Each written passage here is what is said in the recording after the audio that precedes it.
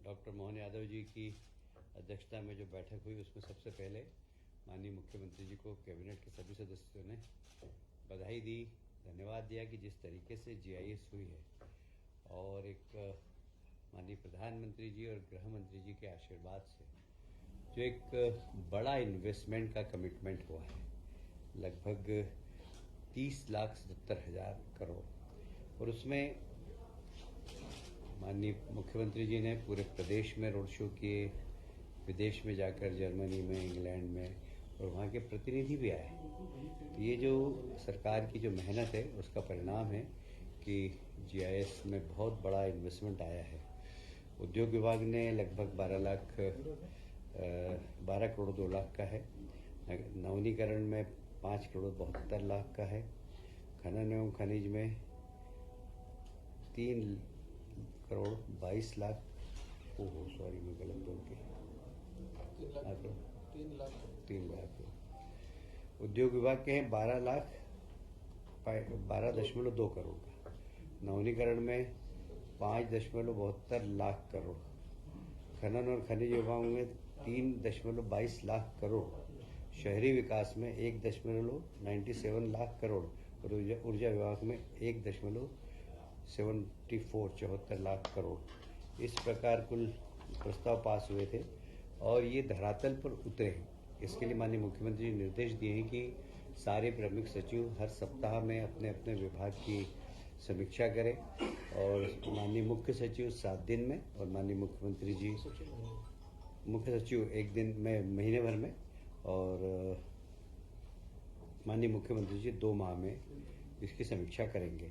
हमारी कोशिश होगी कि इसमें 100% जितने भी एमओयू हुए वो धरातल पर उतरे। इसमें हमारी संभावना ये है कि लगभग इसमें 21 लाख से ज़्यादा रोजगार मध्य प्रदेश के नौजवानों को मिलेंगे। एक बहुत ही महत्वपूर्ण निर्णय, आप जानते हैं कि भारतीय जनता पार्टी ने अपने संकल्प पत्र में घोषणा की थी कि हम किसानों को 2700 रुपये प्रति क्विंटल एमएसपी पर गेहूं खरीदेंगे। हम उसके करीब पहुंचते जा रहे हैं। इस बार कैबिनेट ने निर्णय लिया है कि किसानों का गेहूं हम 2600 रुपये प्रति क्विंटल पर उपार्जन करेंगे।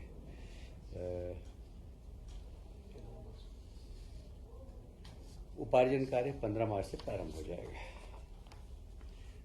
उसी प्रकार धान उपार्जन, हमारे यहाँ धान 3-4 जिलों में बहुत अच्छी होती है, तो उनको भी 4,000 प्रति माह प्रोत्साहन राशि प्रति हेक्टेयर दी जाएगी। एक 16वें वित्त आयोग के प्रतिनिधि प्रदेश में आ रहे हैं। आज ही 1-2 प्रतिनिधि आ गए हैं। 6 मार्च को 10 बजे कुशाभाऊ ठाकरे कन्वेंशन सेंटर में 16वें वित्त आयोग के साथ सरकार का प्रस्तुतिकरण भी होगा। उसमें माननीय सभी मंत्रीगण उपस्थित रहेंगे। कल यानी कि 5 मार्च को वित्त आयोग के प्रतिनिधि माननीय मुख्यमंत्री जी के निवास पर डिनर करेंगे। एक बहुत महत्वपूर्ण कार्यक्रम और माननीय मुख्यमंत्री जी का बहुत ही प्रिय कार्यक्रम है जय गंगा जल संवर्धन अभियान। पिछले वर्ष भी इसमें काफ़ी सफलता मिली थी। इस बार भी 30 मार्च से 30 जून तक आयोजित होगा। संपूर्ण प्रदेश में जितनी भी हमारी वाटर बॉडीज़ है, जल संरचना है, उनका संवर्धन करना और पानी को जल में जितनी भी वाटर बॉडीज़ है उनको संभालना इसका मुख्य उद्देश्य है। और इसी के साथ साथ वाटर रिचार्जिंग के लिए भी हम लोगों को प्रोत्साहित करेंगे। अभियान कब से? 30 मार्च से 30 जून। 30 मार्च से 30 जून ये अभियान चलेगा। विक्रम उत्सव अभी प्रारंभ हो गया है उज्जैन में। 26 फरवरी से 30 मार्च का आयोजन होगा।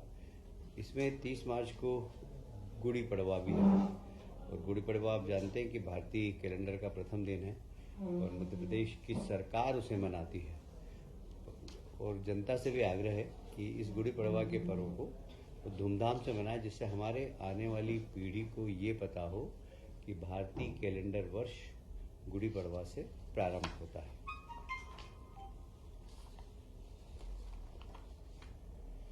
आप सब जानते हैं कि जैसे माननीय मुख्यमंत्री जी ने शपथ ली थी वैसे ही 1 महीने तक किसानों के सीमांकन पटांकन के कार्यक्रम एक अभियान की तरह चलाए थे। अब इसको पूरे को डिजिटलाइजेशन कर रहे हैं और इसीलिए आज इस प्रस्ताव को मंजूरी दी है डिजिटलाइजेशन को। इसमें 138.41 करोड़ रुपए का प्रावधान है। हम इसमें खुली निविदा आमंत्रित करेंगे और पूरे प्रदेश में जितनी भी किसानों की ज़मीन है या कोई सी भी ज़मीन है उसका डाटा कलेक्शन कर लेंगे। हमने ज़िले बनाए हैं छिंदवाड़ा से हटाकर पांडुर्ना। अब पांडुर्ना में वन विभाग का एक नया मंडल प्रारंभ कर रहे हैं। इसकी भी आज कैबिनेट ने स्वीकृति प्रदान की है।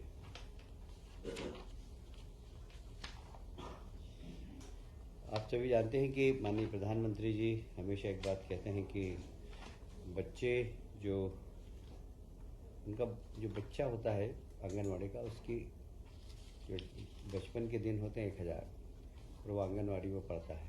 वहाँ पर ही अगर उसको संस्कार दे दिए जाएँ, अच्छी खिलाई पिलाई कर दी जाए तो वह एक अपने जीवन में अच्छा बनता है। तो आज एक निर्णय लिया गया है कि आंगनवाड़ी की जितने भी कार्यकर्ता हैं उन कार्यकर्ताओं को प्रशिक्षण देने का, और उस प्रशिक्षण के माध्यम से वे बच्चे जो छोटे हैं उन्हें सामान्य ज्ञान देना, शिक्षा के प्रति उनकी रुचि पैदा करना। तो इन सब के लिए आंगनवाड़ी कार्यकर्ताओं को एक प्रशिक्षण देकर उनका एक दृष्टिकोण बनाएंगे कि इन बच्चों का किस प्रकार विकास करना चाहिए। क्योंकि आंगनवाड़ी कार्यकर्ता उसको एक सरकारी नौकरी की तरह नहीं करे, इस प्रकार करे कि हमारे बच्चे हैं और हमें इन्हें संस्कार देना और हमें शिक्षा के प्रति आकर्षित भी करना है। तो वहाँ पर बच्चों के जो छोटे छोटे खेल होते हैं वो भी, और यह केंद्र प्रवर्तित आंगनवाड़ी पोषण 2.0 योजना के अंतर्गत पोषण भी और पढ़ाई भी, इसके अंतर्गत इस कार्यक्रम को लिया गया है। इसमें परियोजना विकास अधिकारी और T3 जो कार्यकर्ता है उन सबको मास्टर टीचर बनाना, ये इसका उद्देश्य हो गया जी। TNCP का एक एक्ट था क्या, वो विधानसभा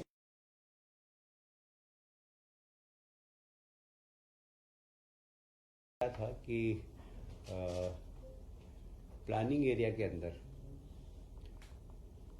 IDA और नगर या प्लानिंग एरिया के बाहर साडा, ये दोनों को ही अधिकार थे कि वे वहाँ पर निवेश कर सकें।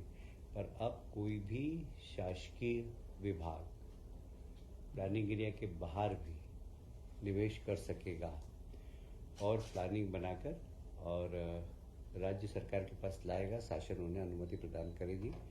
तो अब जैसे विकास प्राधिकरण या साडा ही नहीं, चाहे RDC चाहेगा तो हम उसको भी अधिकार देंगे। औद्योगिक डेवलपमेंट, इंडस्ट्रियल डेवलपमेंट क्या है वो